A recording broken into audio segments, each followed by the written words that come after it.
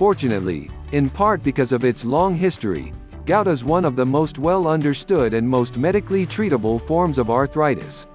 The progression of gout is preventable by starting appropriate treatment as soon as possible, Dr. Meysami says. Uric acid-lowering agents, such as allopurinol, a medication that's been used since the 1960s, can decrease uric acid levels and prevent gout attacks.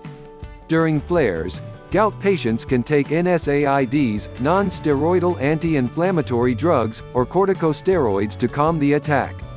Local steroid injections may also be given. A medication called colchicine, Colcrys, is also often used to stop acute attacks, but it's given now at a much lower dose in order to avoid side effects, including stomach upset. After a flare ends, long-term treatment can begin.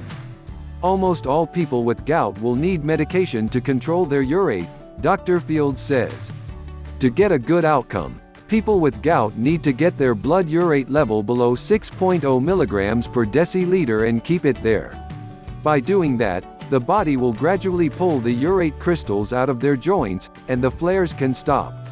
Tophi will also gradually disappear. Medications called xanthine oxidase inhibitors limit the amount of uric acid your body produces. These include allopurinol, xylopram and alloprim, and febuxostat Uric.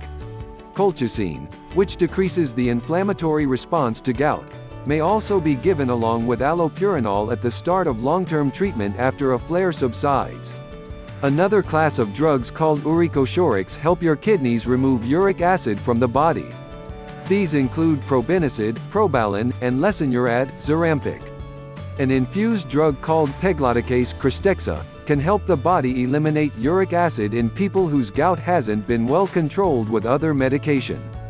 New medications, including a biologic currently FDA approved for rheumatoid arthritis, are on the horizon for gout treatment as well.